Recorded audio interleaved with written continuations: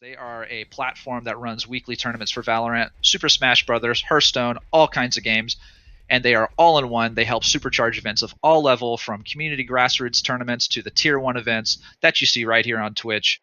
Make sure you go to communitygaming.io or join their Discord to learn more about their platform. Check out Polydoge as well. They're a digital currency with one of the most vibrant communities on the powerful Polygon network. It offers a wide variety of fun interactions to its holders in the form of NFTs, apps, airdrops, and access to different DeFi platforms ready to use and go on Polygon. So go to polydoge.com and experience it for yourself. Make sure you put some traffic into these two sponsors, guys. Go ahead and click the sponsor links, type !ad in the chat, scroll down, check out those links, create accounts, all that good stuff, because depending on the amount of traffic that they get from their sponsorship, they could potentially increase this $10,000 prize pool into an even greater sum to motivate these fantastic teams to play even harder and just really, really put it all on the line to just go head-to-head as well as they can in this final tournament for Hans. So anyway, back to the game, guys. We have Glacius, Calamity, and Behemoth tri-laning together as expected. I have casted enough of these matches to finally get some of these lane calls correct. It is going to be Tundra kind of trying to play Survivor Man over here against the Legion's aggressive tri-lane, and same story for Balfagor here in the bottom lane, as he is scouting forward with his minions. So, both of these heroes are going to be doing as much as they can to try and not die, and of course the two tri-lanes trying to clean up an early kill if they can. But I feel like the real story, the even match here, as we begin the lane phase, is the Defiler versus Alonia matchup here in the mid lane. So we have certainly got to keep our eye on that, as Alonia is doing a lot of little harassment against Defiler with the Frigid Field ability.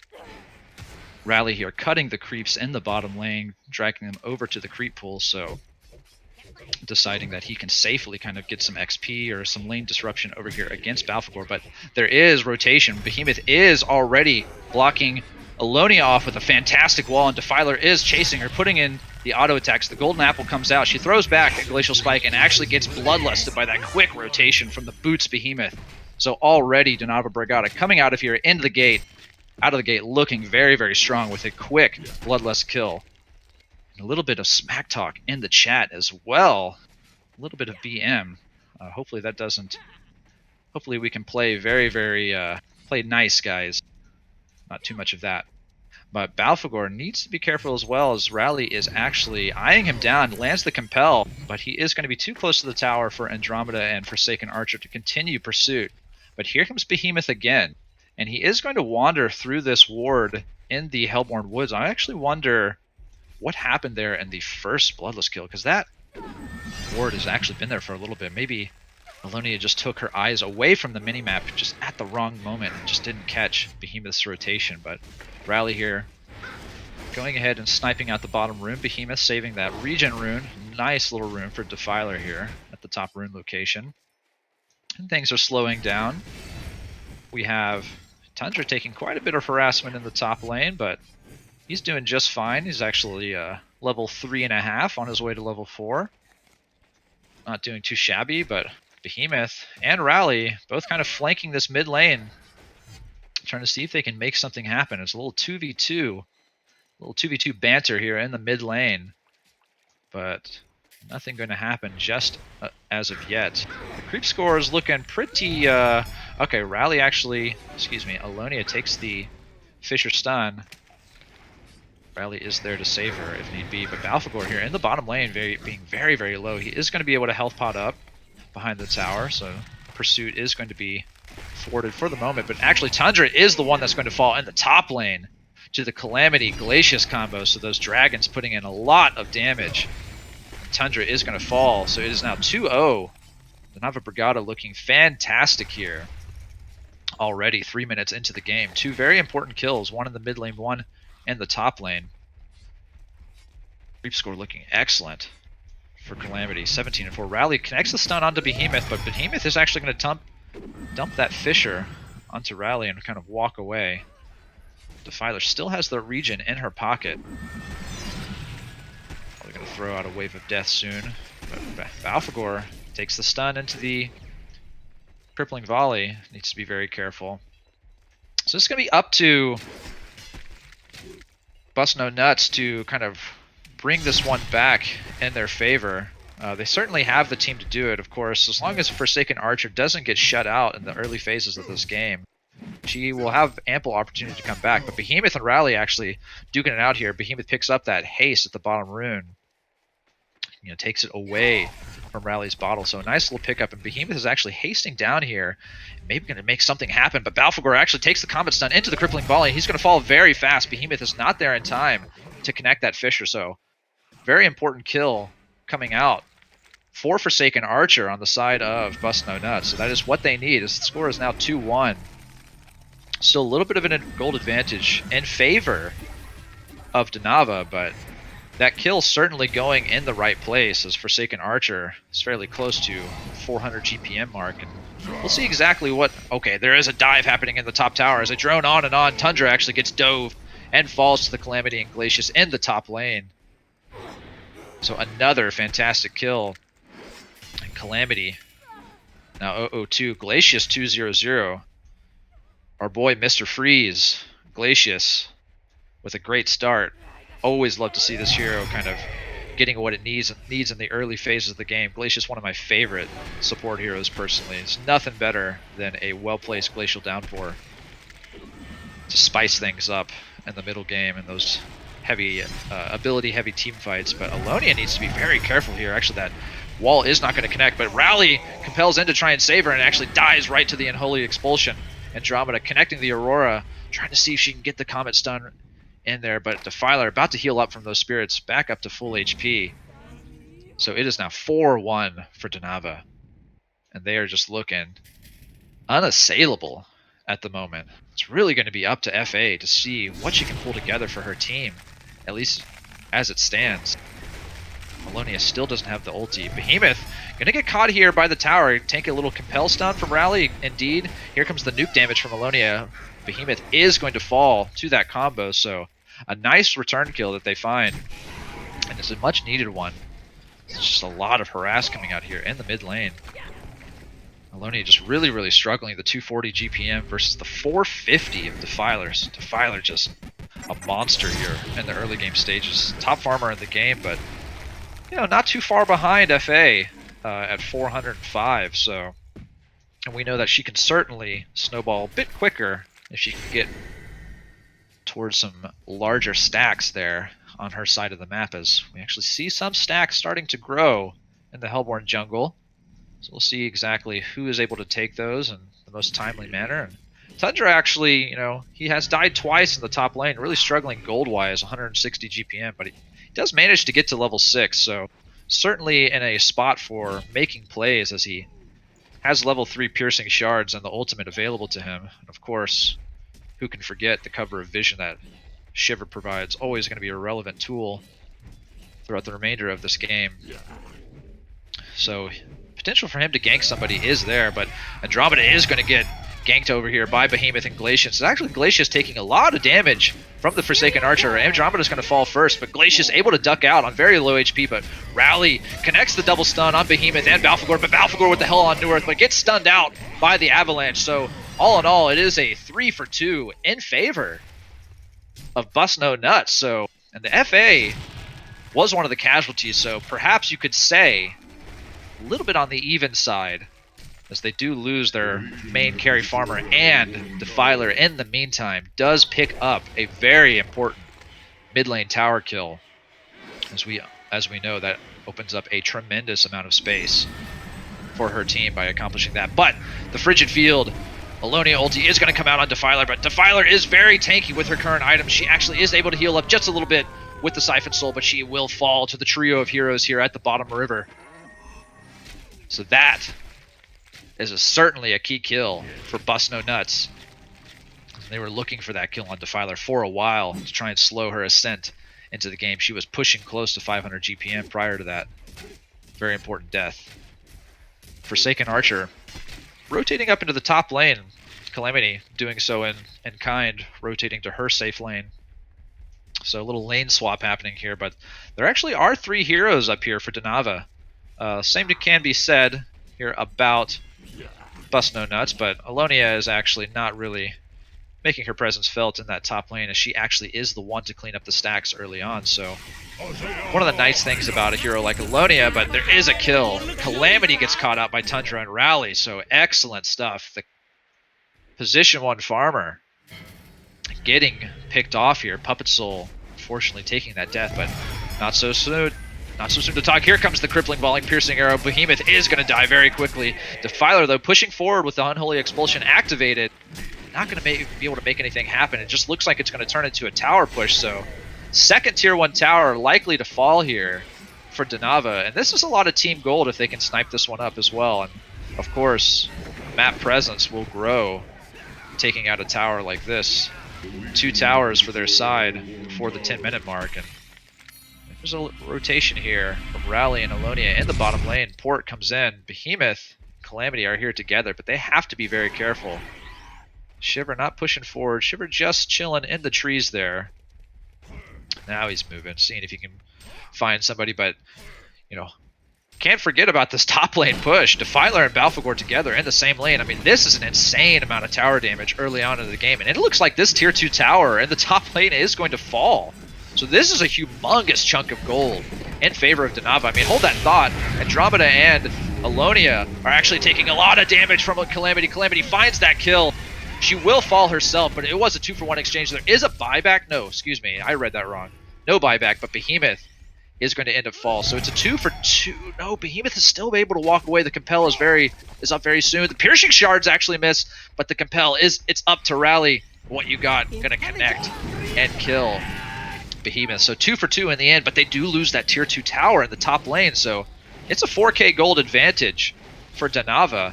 And, you know, this much gold early on, 10 minutes into the game, when you have heroes like Balfagor and Defiler, I mean, this is a whopping teamfight tower push lineup that we have on the side of Danava. So you have got to watch out if you're Busk No Nutz. I mean, you have this great farming FA. You know, she's 5-1, 400 GPM, and they're actually setting something up here in the bottom lane as I speak.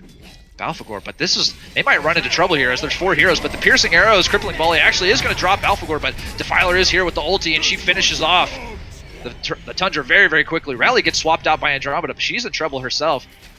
Maybe crippling volley not going to be canceled. She's going to connect it onto Behemoth, and Behemoth's taken a lot of damage from the tower. He will fall, but Defiler finds that kill on Andromeda, and Forsaken Archer gets compelled out by Rally. Wonderful stuff from what you got on Rally, saving his carry, but they do lose 2. It's 2-for-2. But Defiler is here. The ulti does run out. They're going to be putting some pressure here on the defense tower. And Alonia, very, very squishy here behind the tower. She's actually going to get pursued by Defiler. And Calamity is soon to follow. The Firebomb is going to connect some damage, but it will not pull her back. Does not matter, though. She does end up falling.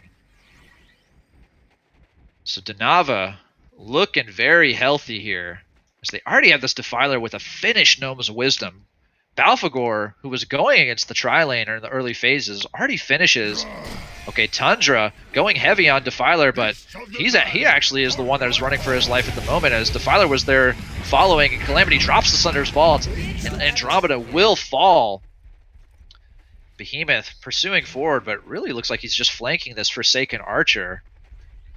No shockwave from him as of yet, but this early tower gold is probably going to thrust him forward a fairly early PK. He's only got 500 in the pocket right now, but this bottom tower almost guaranteed to fall to the Balfagor push, who, as I was trying to say, has already farmed himself up an Energizer and a pair of plated greaves, so he's a very, very dominating tower pusher 13 minutes into the game. I mean, this is just a force to be reckoned with.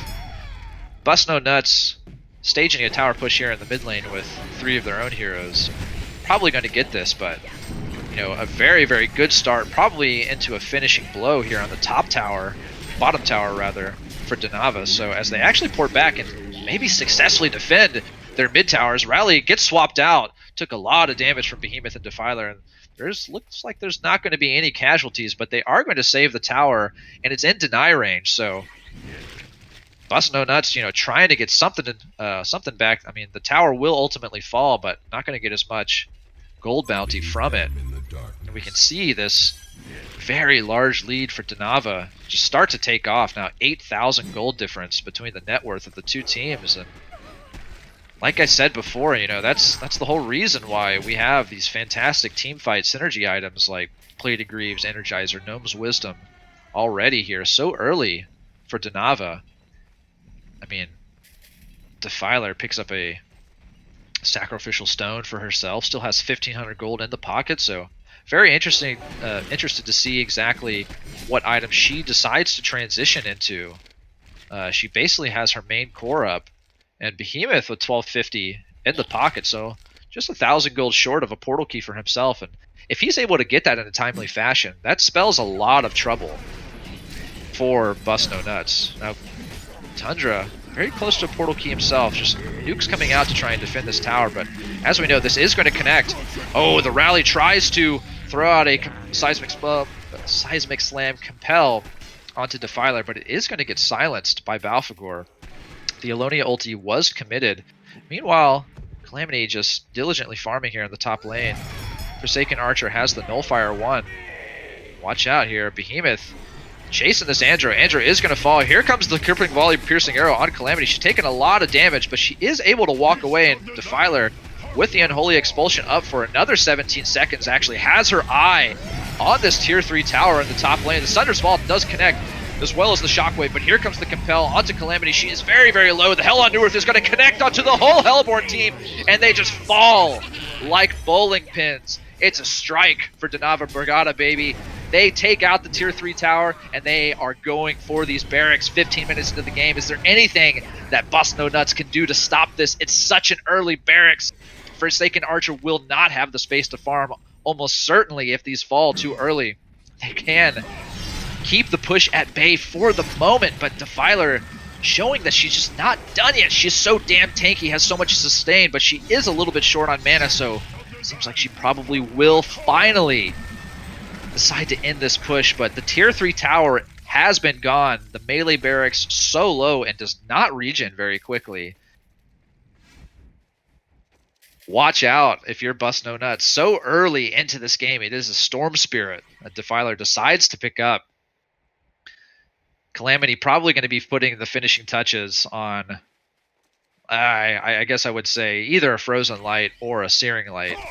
I would like to see, obviously, Searing Light, she likes the agility as she is an agility main stat hero, but I would like to see the Frozen Light come out from her as just a little bit extra tankiness, because if I were Donava in this situation, with such a large lead, no tier 3 tower to have to push against here in the top lane, they are taking it.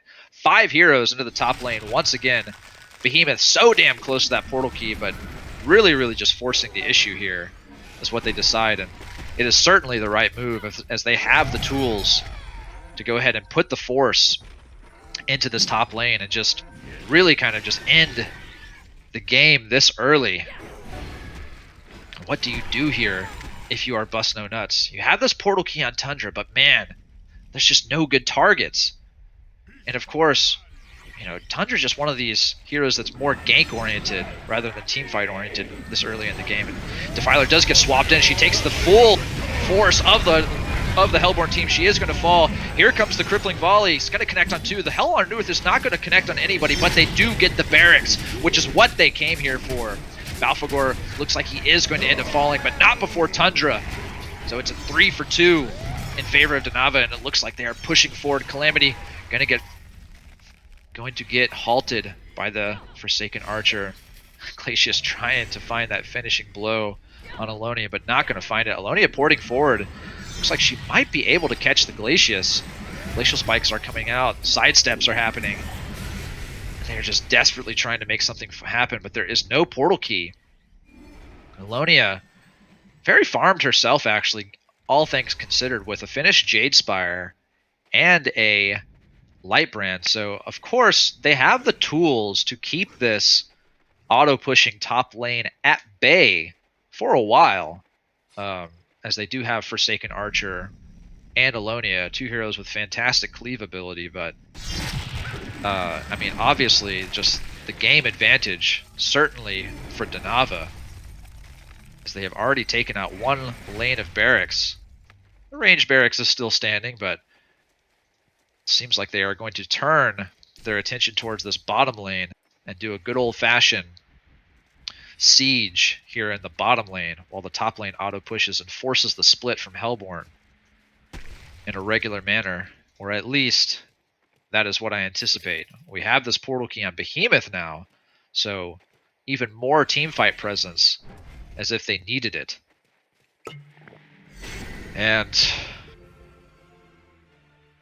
it is looking very, very tough for D's Nutz to come back into this game, but I mean, they are still making it work somewhat. You know, they have tools at their disposal. They have some high ground defense, but not if their Forsaken Archer gets picked off very, very quickly. The swap happens. She's able to gain the distance. Here comes the crippling volley. Piercing arrows to finish off Behemoth. They trade Behemoth for Andro, but Glacius is not done pursuing this FA yet. But in the meantime, there is a casualty in the bottom lane, as Rally ends up getting taken out by Defiler, and Tundra falls as well. Balfagor and Defiler both alive here, and this is a hasted Defiler. Alonia has to be very careful. She's very low, but she's going to get healed up by the spirits in 2 seconds. She's going to get dropped milliseconds before the Unholy Expulsion actually comes back to heal her. What a timely kill for Alonia and FA to find on that very, very farmed Defiler. She's at 556 GPM, 530 for the Calamity, so certainly a key kill. And they do stop the push in the bottom lane for a little bit, but I mean, the question is for how long? As you know, clock is ticking, and they want to push that second lane as soon as they can, but credit to Busk No Nutz for finding that kill on Defiler in this dire situation in the game. Balfagor picks up the glowstone, obviously showing his intent to go and push towards the Staff of the Master, which is certainly a potent pickup on Balfagor these days. Other key purchases, we have a Mighty Blade on Forsaken Archer, so she's clearly trying to inch towards a Shrunken Head as she needs it very desperately against this Legion lineup, as they are predominantly magic damage. Not really sure, I can't see exactly how close she is to it, but she has the completed Nullifier 3, which is very, very strong against this Legion lineup. There is a lot of abilities to self-dispel with that item, as well as maybe some things you want to dispel off of them. Not sure if something like Siphon Soul can be dispelled with Nullfire, but they are already pushing here in the bottom lane. But FA doing a good job of running circles around the Hellborn jungle for as long as she can to try and siphon as much gold off the map while she has the space to do so she can just get that Shrunken Head before the next team fight happens. And this might be it. She might be about 120 gold away from it. I'm not sure. I wasn't able to see if she purchased a Warhammer recently. But she's feeling a little bit scared right now as the Legion is kind of off of the map. Glacius picks up that Bound Eye, so they are really, really trying to wrest map control away from Busk No Nutz, as they actually decide that they want this last tier 2 tower for additional space on the map and team gold, because this tower kill is going to get their team about 10k gold ahead of Busk No Nutz. And honestly, they are in a fairly good position to kill Kongor, as we see them doing right now. They actually use the Unholy Expulsion. Balfagor is the tank, and they're deciding to push for this Kong kill. It's probably the right move, because it doesn't look like Busk No Nutz is quite ready to fight yet. They are going to find this Kongor kill and maybe even decide to rotate to their side of the map, or could they decide to end it here? It does look like they're pushing towards the bottom racks, bottom tower I should say, which is only at about 40% HP. But no, it looks like they are rotating to their side of the map. Andromeda places a little pit ward in the Kong pit, but if the Bound Eye is up in 10 seconds, it will most certainly get countered. Alonia with a finished Grimoire. It's a big purchase. She can stop these tower pushes pretty handily. But as we know, and maybe, just maybe, the Jade Spire range bonus will actually allow her to prevent herself from feeding Balfagor charges while she actually does push away the creeps off of her own tower. I'm not 100% certain. But it's certainly something you don't want to provide Balfagor with as you push away his minions from the tower. You don't want to feed the hell on Newerth, as it is just a atomic bomb waiting to erupt in the midst of a large team fight. Finished Dawnbringer now on Calamity, who has 2,000 gold in the pocket. Probably not going to wait for the Shrunken Head, I would imagine, into the next team fight, as it would be a boon, but she might be the one that's going to hold the token here. I don't really see any reason for Defiler to hold it. Yeah, they do give the token to Calamity, so really no Shrunken needed for Calamity before this team fight if they use this token duration to their advantage. And Rally is actually going to be the one that gets caught out here in the mid lane, getting the full stunlock treatment from Behemoth, so a pretty important pickoff. They do commit the shockwave to it, but honestly, being a man up when you have this top lane actually bearing down, the creeps are actually going to be on the ranged barracks very, very soon. Behemoth is certainly going to have other skills available, though not the shockwave. The Sunder's Vault is actually going to connect, and the two-man stun. This is a huge combo. It's going to finish Tundra and Alonia very quickly. Alonia buys back as well as Tundra. There's 2 buybacks committed, but Balfagor actually gets the hell on Newerth in the backline, drops Andromeda. Defiler is going to fall as well. Tundra diebacks, in fact. And Calamity still has the token. She's pushing forward, trying to bait it out. Here comes the absolute zero from Alonia. It's not going to end up with a kill, but Calamity very, very low. She actually is going to snipe out Rally with the firebomb, and Alonia has to run, but there is no catch for Dinava. But they kind of get what they wanted from that team fight, as ultimately it seemed to be a several kill swing in their favor, maybe 4 or 5 if you include those buybacks, and they only lost 2. They did lose the token, but that's kind of what the token is for such a dominating team fight. So in the end, Calamity now has the Shrunken Head and just 400 gold.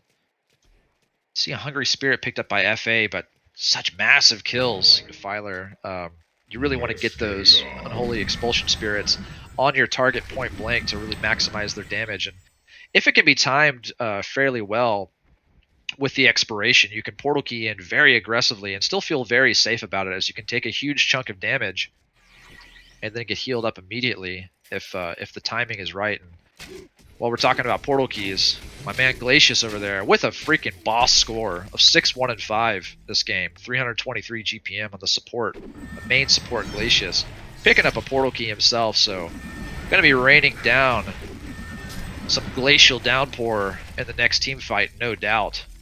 Really, really want to see it happen. There's the Mighty Blade purchase from Alonia, so we know that she is about halfway to her completed Staff of the Master. And a pretty important item if she can actually get it, but all 5 heroes here for Dinava kind of collected in the bottom lane, and just going to let Balfagor slowly push this wave towards that bottom tier 3 tower, which they haven't really poked in a while. And Forsaken Archer and Andromeda rally here in the top lane, looking like they might be able to take this tier 1 top tower and clean up a little team gold for their side, which will push Alonia closer towards her Staff of the Master. After this tower kill, she'll only be about 1,000 away from it, but she will not have buyback, which, as we saw in the previous engagement, that was a pretty important part of their hold. But they do have some fantastic ranged nukes to just keep these creeps at bay. But inch by inch, they're just taking out this defense tower. The Fisher comes out to secure it, so the tier 3 tower actually is going to fall in favor of Dinava, and they're just going to diligently put a rally here in the back. Not really sure how he got there. He even snuck up on me. Sunder's Vault is going to catch Andromeda, and she's not going to swap anybody in, of course, but the 2-man Fisher connects Forsaken Archer and Tundra, and the Hell on Newerth, which is now Staff of the Master, is going to just delete Tundra, who buys back, and Forsaken Archer falls as well, is not going to have buyback. Behemoth, no, she will have buyback, so she's coming back in strong, but Tundra with the dieback. Now Forsaken Archer putting her gaze towards Calamity, but in the meantime, Defiler and Balfagor potentially taking out this barracks. So many buybacks happening. Calamity buys back as well, and she's trying to make her way towards the bottom lane. She's a little bit slow. 4 heroes still up for Danava. Of course, they're waiting on Calamity to join the fray. There's some respawns happening for Busk No Nutz, but they really, really want the second pair of barracks to fall. It could certainly mean the game. So hard to come back from being down 2 Raxes in a game of Han, but Forsaken Archer trying to push forward, just thinking twice. This melee barracks is falling so quickly. Balfagor trying to get in. Defiler is in. Portal Key Shrunken Head is up. Forsaken Archer finally falls. She has no buyback. Rally is able to compel out for the moment. Here comes the Glacial Downpour just for a moment, but they turn around. Calamity and Defiler are pushing forward. Alonia is going to fall. The Storm Spirit comes out on Calamity. Tundra trying to finish off Calamity so hard, but he is going to fall, and that is almost certainly game, as it is a full team genocide. And Danava takes game 1 in a pretty secure fashion prior to the 30-minute mark.